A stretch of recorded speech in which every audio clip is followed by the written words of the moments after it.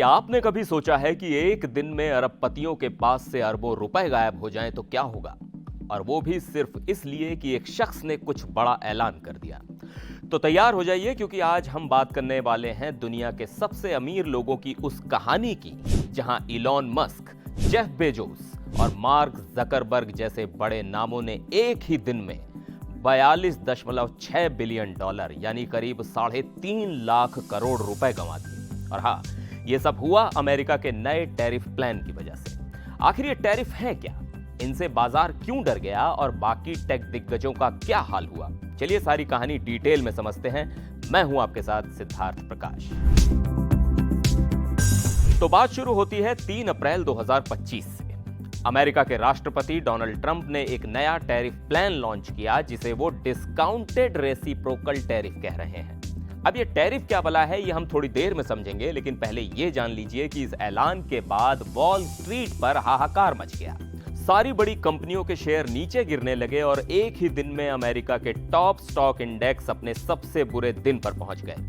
S&P 500 में 4.85% की गिरावट, नेस्डैक में 5.99% और डाउ जोन्स में 3.98% की कमी। मतलब बाजार में ऐसा भूचाल आया कि सब हैरान रह गए। अब आते हैं बिग टेक बॉसेस की बात पर। मार्क जकरबर्ग, जो फेसबुक और मेटा के मालिक हैं, उनकी तो सबसे बुरी हालत हुई। एक दिन में उनकी जेब से 17.9 बिलियन डॉलर यानी करीब 1.5 लाख करोड़ रुपए गायब। सोचिए, इतने पैसे में आप क्या क्या कर सकते हैं। इसके बाद जेफ बेजोस, अमेज़न के बादशाह, जिन्होंने 16 बिलियन डॉलर यानी लगभग 1,33,000 करोड़ रुपए गंवाए। और हमारे इलॉन मस्क, टेस्ला और स्पेसएक्स वाले, उनकी नेटवर्थ में 8.7 बिलियन डॉलर यानी करीब 72,000 करोड़ रुपए की चपत लगी। लेकिन रुकिए, बस इतने से कहानी खत्म नहीं हुई। एनवीडिया के जेनसन हुआंग ने 7.4 बिलियन डॉलर यानी करीब 61,000 करोड़ रुपए, एप्पल के टिम कुक ने 68 मिलियन डॉलर यानी करीब 564 करोड़ रुपए और गूगल के सुंदर पिचाई ने 18 मिलियन डॉलर यानी करीब 150 करोड़ रुपए कमाए।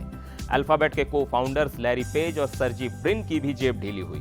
लैरी पेज को 4.9 बिलियन डॉलर यानी करीब 40,000 करोड़ रुपए और सर्जी ब्रिन को 4.6 बिलियन डॉलर यानी करीब 38,000 करोड़ रुपए का नुकसान हुआ।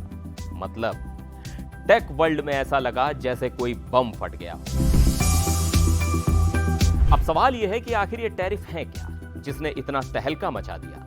आसान भाषा में कहें तो टैरिफ एक तरह का टैक्स होता है जो सरकारें बाहर से आने वाले सामान पर लगाती हैं। ट्रंप ने कहा कि वो रेसिप्रोकल टैरिफ ला रहे हैं, यानी अगर कोई देश अमेरिका से आने वाले सामान पर टैक्स लगाएगा तो अमेरिका भी उस देश से आने वाले सामान पर वैसा ही टैक्स लगाएगा।